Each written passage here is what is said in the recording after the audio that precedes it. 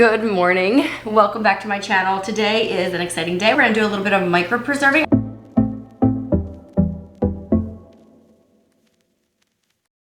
I've been doing this all summer. If you're unfamiliar with the term, I don't know, maybe I made it up, but it's where I take small amounts of food throughout the day, throughout the summer, and I preserve it in some way, freezer, canning, whatever. And it's so nice for 3 reasons. 1, I'm a mom of 4, 6 and under, and so we don't go through a ton of food. We don't need huge batches of stuff.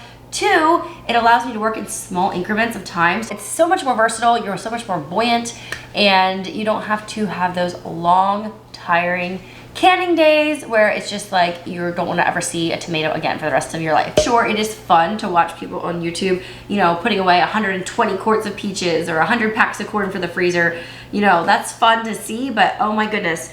We also probably couldn't eat all that either because we are a smaller family. Like I said, 6 and under, we're not eating as much yet. The baby just started foods last week, so that's exciting. But yeah, it also allows me to just preserve in the nooks and crannies of my life because, as I mentioned, as a mom of little children, it's really hard to dedicate an entire day with my children running around underfoot to canning. Now, hang on, there will be some of that. I'm gonna take you guys along for my family's corn day, which is pretty epic, and I'm glad you guys are here. It's like a Mennonite tradition I've grown up with, and my grandma was involved with it for years and years, and now it's been passed down to the next generation, and my children are helping with it. So we'll get into all of that, but I have some really amazing recipes that I know are super good. But today we're focusing on the jalapenos that I have in my garden.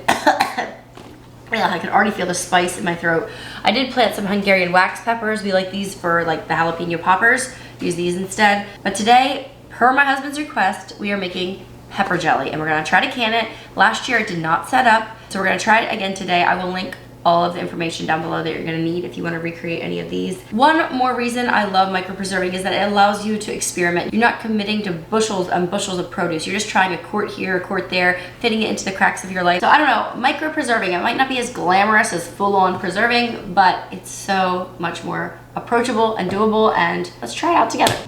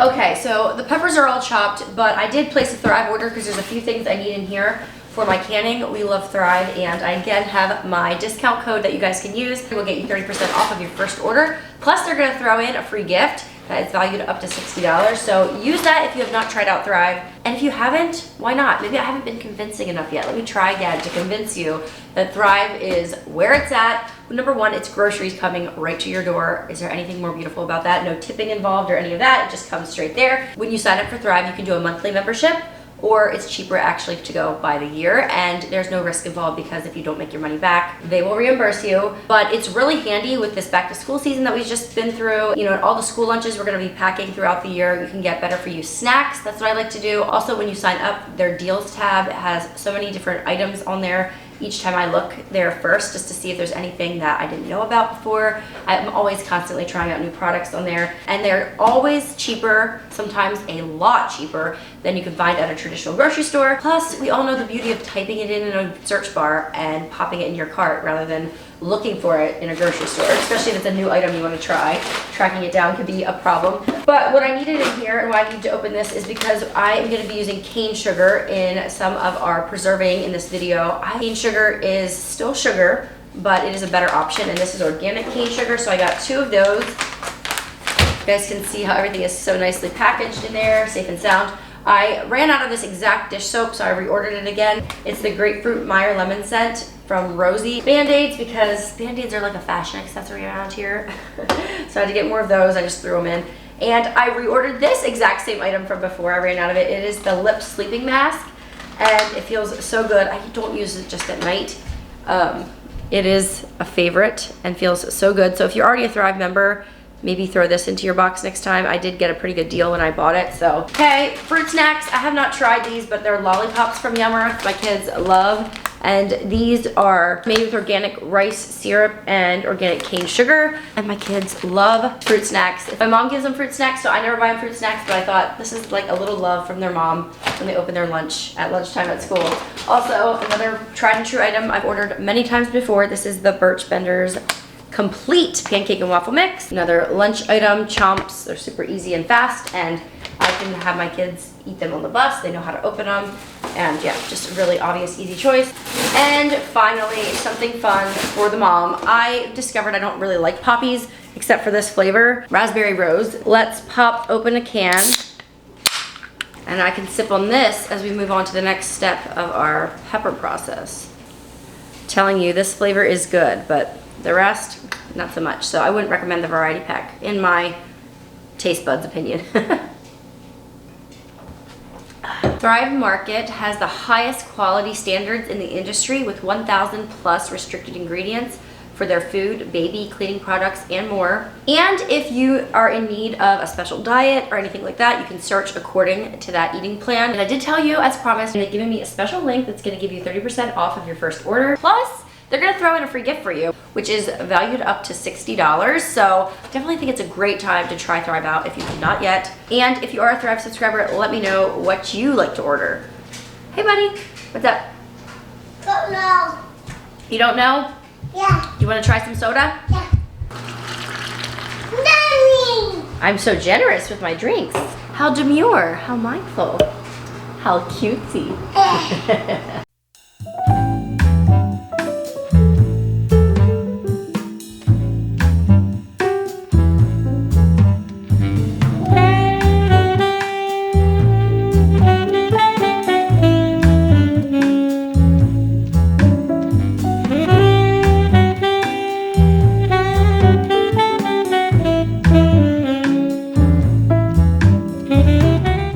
So pepper jelly is actually something really delicious to try to make. It's something you can't necessarily just pick up at the store. I know you can buy it here in Lancaster County if you're like a tourist and go to Kitchen Kettle Village or something like that. But fun fact, my sister actually served pepper jelly at her wedding and it was a big hit. I just followed the directions on the Shore Gel box, which I really wish they would include the insert inside, which they don't.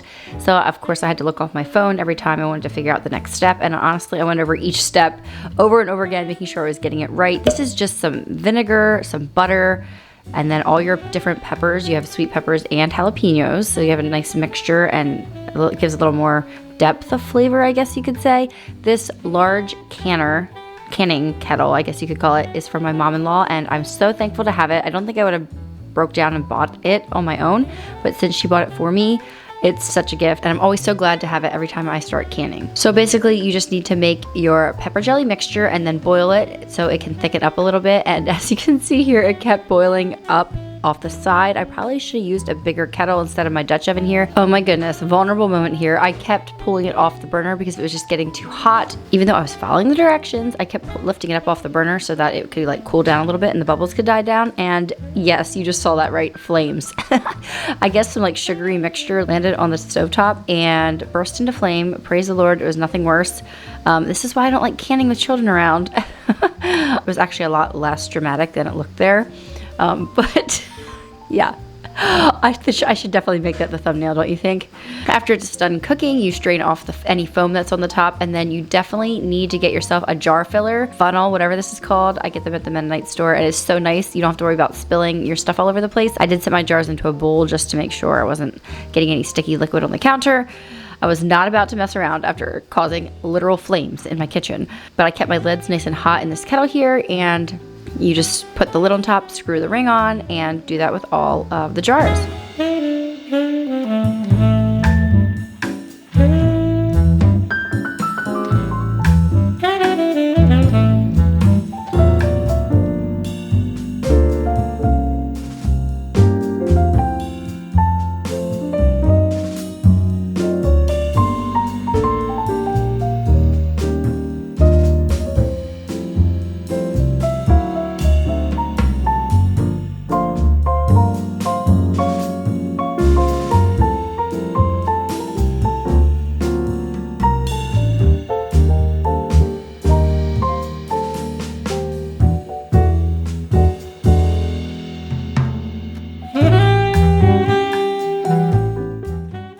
then I just discovered something new about my canner here. This rack actually sits in the top, on the top, and then you can lower it down and slowly. So I had to try that feature out just for fun. You want to make sure that your cans are covered by an inch or two of the hot water. After they processed for, I think it was maybe 10 minutes, I forget, I used this jar grabber, another thing that I only break out whenever I'm canning, and lifted each jar out and set them on a jelly roll pan covered with a tea towel, and they were immediately starting to pop. I really wish that I'd picked it up on camera, but I did not.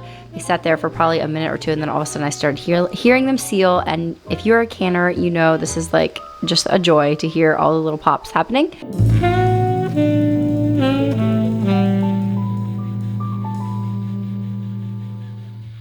Okay, we'll have to be patient and see if it is a success. I will try it out with you guys later over cream cheese. We'll see if it's set this time. Last year, it was runny and did not set, but it was still delicious. We still ate it. It was amazing. So let's see if this year is more successful. I tried to follow everything to a T again. Canning isn't hard. It's just, there's no room for creativity.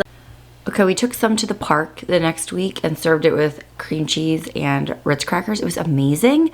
It, again, was not super thick, but I decided that's not a problem. It's so delicious. I don't think I'm gonna tweak it at all. This will be our new go-to recipe, and I might even make another batch yet before fall. I'm gonna move on to other things for the rest of the day. I'm gonna get all this cleaned up. It is such a mess. I already heard some jar lids snapping, popping, and so that's exciting. But I am about to film a reel for Instagram with this Bevanda cooler, and I was like, I'm just gonna come on here quickly and let you guys know that I have a code with them. I'm making a giant batch of sweet tea for Josh's ball game tonight, but look at this thing. It is so sleek. Doesn't it look so nice? I've seen people give these as wedding gifts. With the logo on the front of their wedding. Bevanda actually does all the personalization for you. You can get them for your company's business for Christmas presents. That would be an amazing Christmas gift, guys. It is so well insulated. And the best part is the spigot does not drip. Like, you shut it off and boom, it's not gonna drip down onto your floor or anything like that. And I think my favorite part is that it still looks really nice. They actually have 4 colors now, so you can check them out, see what you think. I will put my code on screen. Megan25 gets you 25% off the entire website. So imagine how much money you'd be saving if you bought, like 10 of these for your 10 employees or something. That's just amazing. So, but yes, I'm not gonna actually preserve any of this tea for the freezer, but I bet you could. I currently have I'm making 5 gallons, so it's a lot of tea. I have the tea bags steeping in here, so yeah, that's what I'm gonna do the rest of today. Good morning. If I look sleepy, I am. It is an early morning. Today is corn day with my family. I'm standing out here under the patio while I watch the puppy run around here this morning, and it's raining, so yeah, just a slight drizzle, which should be okay because we normally do most everything in the shop. So that should be fine, but I'm not sure where the kids are gonna play. They do like to help with the corn for a while until their attention span wanes. So yeah, I'm not sure how that's gonna go, but we're all going over to my mom. Let me show you what I got together. But I do have 6 packs from last year, and I'm gonna do 25 packs today. We do bicolored from Edgewanger, which is like really old order Mennonite. We get corn from their produce stand, and so I think it's $3.99 a dozen. And so I'll do all the math, including like the plastic bags and all the stuff that it took. We have to rent a corn silker. I'll do all the math and add it all together and let you know what my total is per pack. It really doesn't matter though, because I don't buy corn at the store. It's not good. It's not even the same food as freshly preserved sweet corn. I made a reel of our corn day last year and you guys loved it on Instagram. So I thought I'll do a little bit more horizontal footage and show you what's going on. It's just gonna be a lot of kids, a lot of corn, a lot of water. And at the end of the day, we'll have corn for our freezer. She still doesn't have a name. And then really the only other equipment I really need is 25 bags. My mom will have a Sharpie there to write the year on, and you want to make sure you get freezer bags if you're preserving anything that's going to last, because it won't put a weird flavor in your food. And then I got a new knife because my knives are all dull at the moment. This is from the Mennonite store called Good Store right down the road. $10.99 for this thing. This is the kind of knife my grandma always swore by, so hopefully she gets the job done.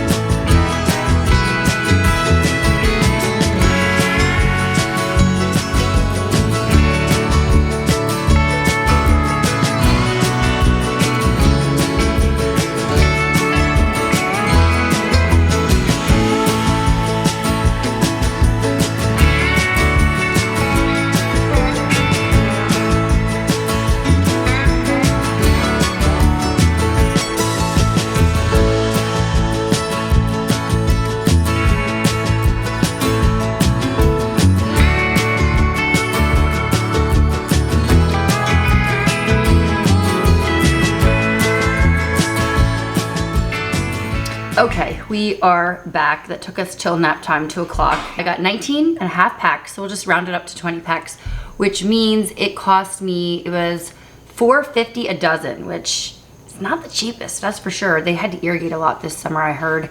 We needed a lot more water. It was dry at the beginning of the year when the plants were like, you know, small and vulnerable.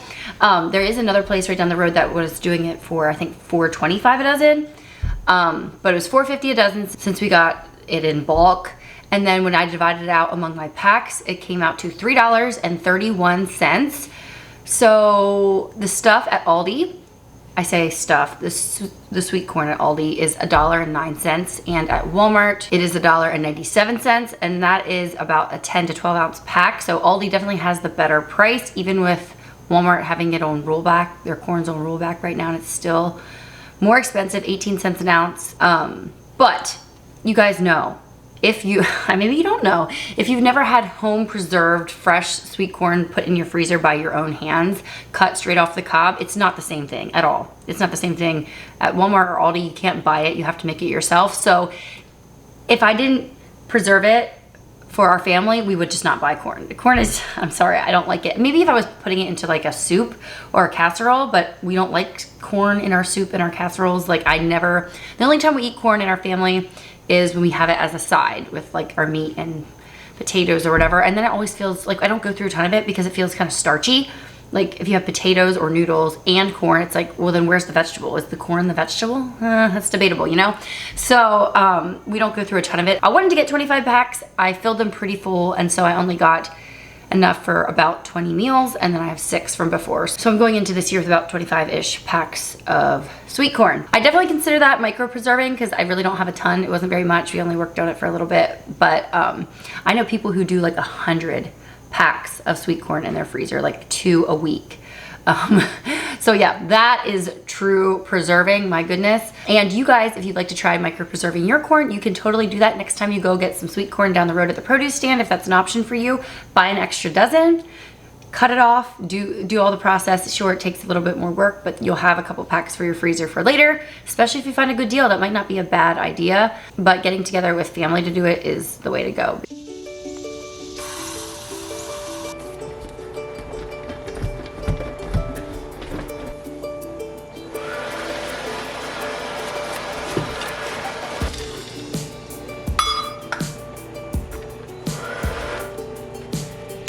How much minced garlic is 1 clove?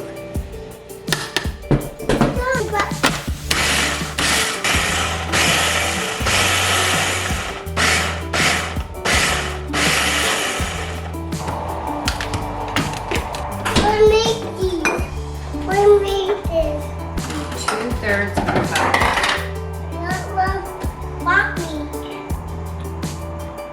But bubbles.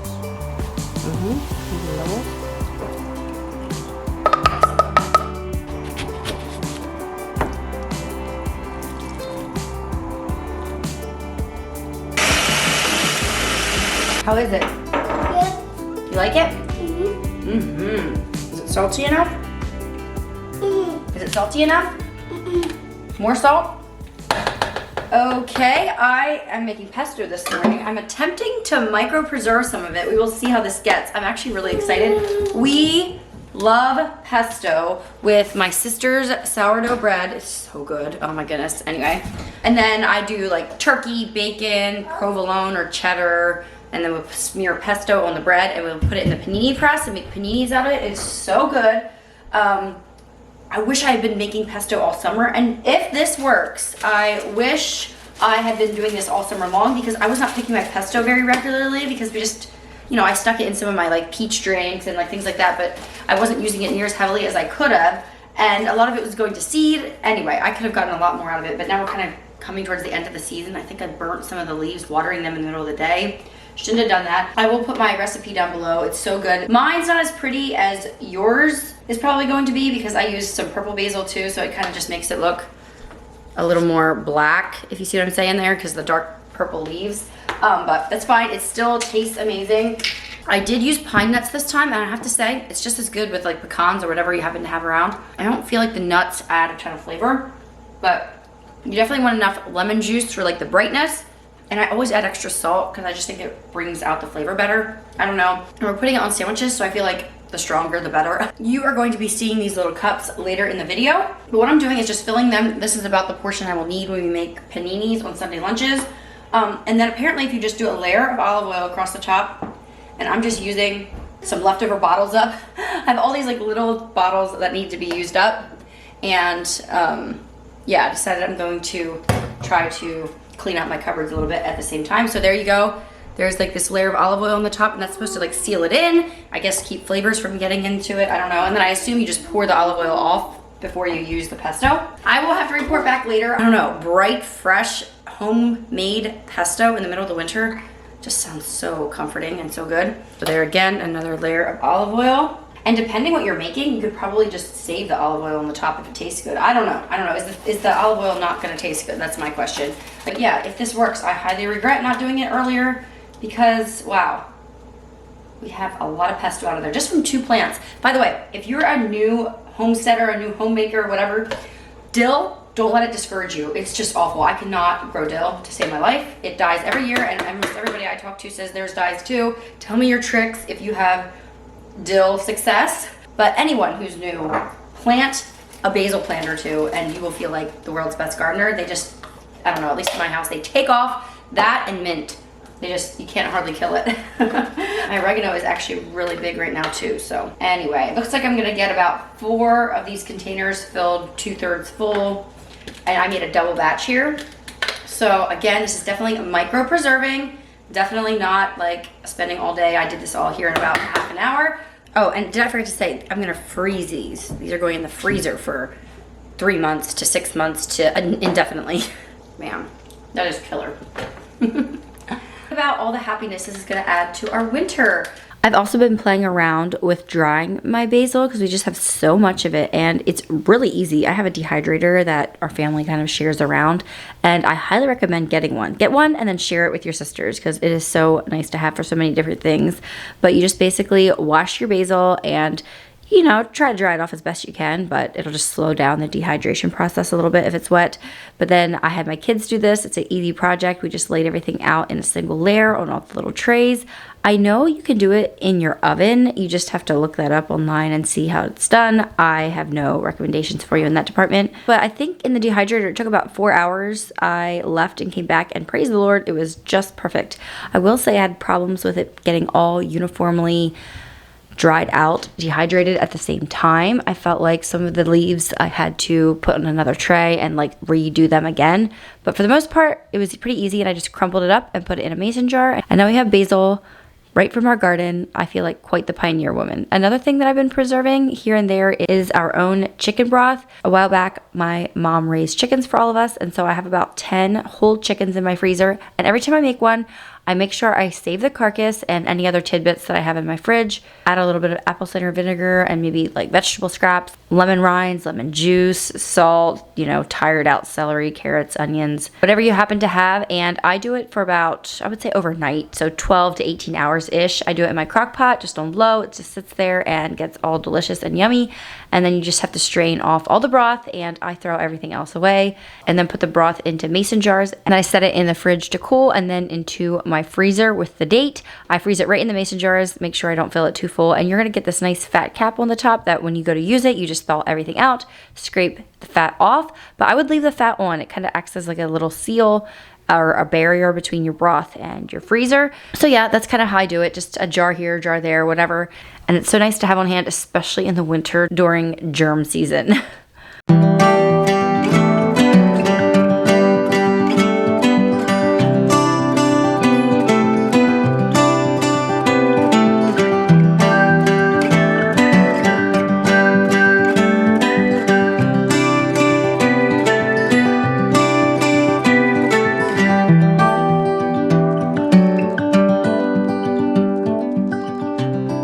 morning. Last night I was over at mom picking green beans, and so this morning, although there's about 100 other things I want to do, green beans are one of those things that are always worth putting back in the freezer because they're my family's favorite vegetable. We love making them so many different ways. I do them a little different than the traditional Mennonite method, I would say. I like them long so that I can kind of saute them in the pan with butter and garlic, like a little lemon juice, salt and pepper, all that, and make them almost like asparagus. Very little water, still a little bit crunchy. So what I do is I leave them long and just take off the ends, and I just use my hands. I found that's the best method. It's just really quick and there's no like setup, lining them all up in a row with a knife or a scissors. And Miller wanted to help me this morning, so he was helping. And then I just throw them in a pot of boiling water. When the water comes back to a boil, you want to time it for about 3 minutes-ish. I just wait kind of till they change color to that bright, brilliant green. And then you quickly get them into an ice bath and then lay them out on the sink to dry off. That's what I'm doing here. And then how I like to store them, my mom puts them in big freezer buckets, nice and loose, making sure they're dry first so they don't freeze into one big ice block. And then she just scoops in and gets out what she wants, but she also cuts them short so she can do that. For me, I do them in packs, and then I just get out, you know, more than one pack if we're having guests or just one pack for our family. And you have to make sure you get freezer specific bags. You do not want to get just storage bags because green beans can last even over a year if you do it correctly. And then I just make sure I label them and all that. And so yeah, there's about 100 other things I wanted to do today, but when green beans are ready, they are ready. And half of these I actually picked on Sunday and then the rest today. So it was time to do them. Green beans, such a worthwhile thing to pop in your freezer. You can buy them too. I would say they taste good. The texture is just definitely different. The homemade, homegrown green beans have the best texture in my opinion. If I wasn't clear, my mom plants green beans for the whole family and then we just go over and pick them as needed. So it's a really nice setup. I don't know how long she'll be doing that for us yet, but I really appreciate it. And yeah, now we have green beans for the freezer.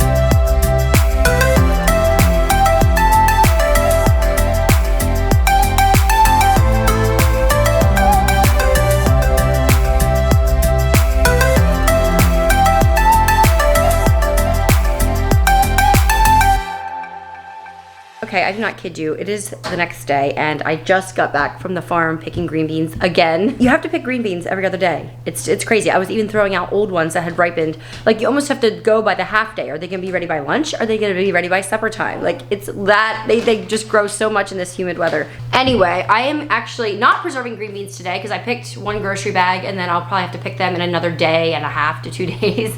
And then I will preserve them all again like I did yesterday. You saw the boys are playing with their, they got model airplanes last night and they're throwing them around. Can you throw them around outside, okay? But what I've been doing with peaches this summer is I'll just get way more than we need. I'll buy a quart like every day or every other day or every couple days. Sometimes I'll buy, this was like a quarter pack or whatever. And then I'll have extras and I'll just take a little bit and micropreserve them. And I've been doing peach syrup, which I don't know if you can call it peach syrup because I did make peach syrup. It's just sugar and peaches and water, and then you strain off the peaches and you use that, and I love to add it to lemonade, sweet tea, that kind of thing. But I was like, I'm throwing away all these peaches. What if I just pureed it all up together? And so that's what I've been doing. I've been throwing everything in the blender, the peaches and all, and pureeing everything up, and then you have a peach, I guess it's still a peach syrup, almost like a peach sauce, compote, whatever, and you throw that in your drinks. It is heavier, so it will sink to the bottom, which makes your drinks look really pretty. You just have to make sure you stir them before you drink them. So anyway, I thought what I would do today is make, oh my, you're making a mess. Are you making a mess? He's just learned to eat and it is quite a messy operation. Anyway, excuse the mess in the kitchen. I've been flying on all cylinders today, as they say. But yes, anyway, that's one way I'm gonna be preserving my peaches today. And then the second way is I'll just like dice up, maybe I have 2 or 3 extra peaches that gotta get eaten because they're ripe. And I will put them, I'll cube them up, put them with orange juice concentrate to add some sweetness and some sugar. Yes, I know we're adding sugar to our already sweet peaches, but when you freeze peaches, they're just not as sweet later on. Anyway, so peach Orange juice cups are a hit in lunches. They can act like an ice pack and be kind of just slushy by lunchtime. So another great thing that just makes sense to do like some micro preserving throughout the weeks. And I use these little cups here from Walmart. I just get them in my Walmart grocery pickup order. They are 5.5 ounce cups and they come with the lids already. I don't know if they're freezer safe, like technically graded for the freezer, but I put my jelly in these. You saw them the other day when I was making the pesto. And so yeah, they're just pretty versatile. Oh, are you so happy? You're so happy and messy and messy. So I'm gonna start on these peaches in about 10 minutes. It's his nap time and then I can be a little more productive. Yeah. Do you like preserving peaches with mama? Do you like peaches? I am not gonna be canning any peaches this year because it's a lot of work, and the best way to can peaches is to do the baby golds, which are basically like apples. They're so hard, you have to peel them while they're still hard. You can't really just get the skins off, and so it's just a lot of work. So I'm not doing them this year. My kids quicker gravitate towards applesauce anyway. I do buy Aldi peaches with sometimes, which taste like 75% as good as the home canned ones. But yeah, just not this year. If somebody called me and said, hey, do you want to do peaches together? I would say sure. And we, you know, me and my sister could do it together, but it's just not really working out this year, and it's not something I feel like taking on by myself. I've never done it before by myself, and I decided this summer is not the summer for it, so we're just gonna freeze some peaches, have some peach syrup to carry the flavors of summer through the winter months, so. And the motorcycle is gonna spray out fire just like this. Cool, look, the boys are working on this while I'm working on the peaches. Yeah, it's a perfect day to play with Legos.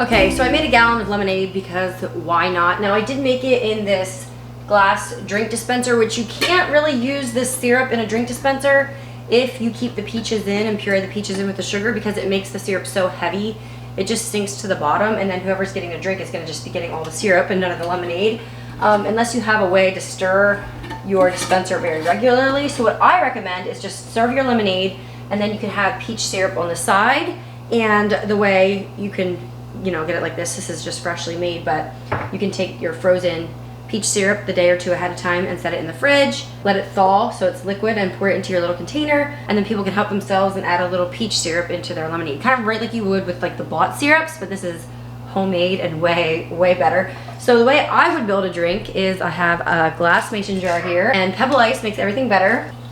You can make your lemonade a little less sweet if you want, but it doesn't really matter. It's not that touchy because some people might want to put peach syrup in, some people might not want to.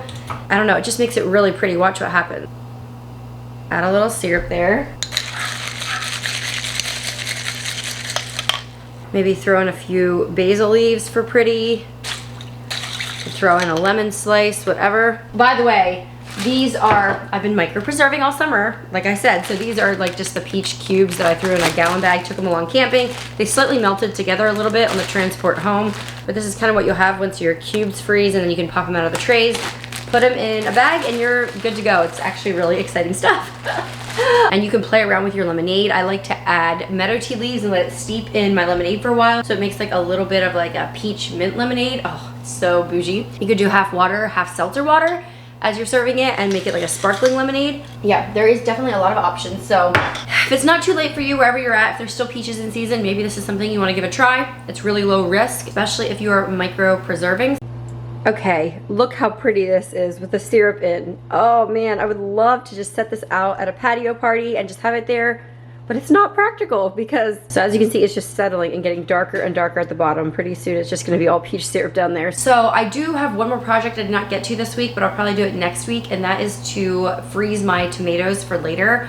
My tomatoes are giving a lot, but it's not enough to like make it worthwhile to make one of those big canners full of pizza sauce and get the Victorian strainer out. I don't know what I'm doing, it's over my head. So what I plan to do is to keep picking my tomatoes as long as they're giving, and once I have a bunch in my drawer, then I'll get them out and I'll dip them in hot water and then right away in cold water, so it kind of shocks the skins and makes them contract and crack, and then they're easier to pull off. Put them in freezer gallon bags, and then the idea is this winter I want to try making homemade fresh pasta sauce to go with pasta. Just have it like simmering on the stove in a winter afternoon while I'm like sewing or something like that. It's kind of what I picture, and then eating it with pasta and meatballs or whatever. I grew up with my mom doing big batches of tomato products like spaghetti sauce and different things. She even tried homemade ketchup at one point, but none of us liked it, so she stopped. Anyway, I hope you guys enjoyed this video. Thanks to Thrive for partnering with me on this one, and let me know, is there something you now feel like you have the courage to try to give you a little pep in your step? Maybe you see all these canners on YouTube and it's just overwhelming. Hopefully this video was a little less intimidating.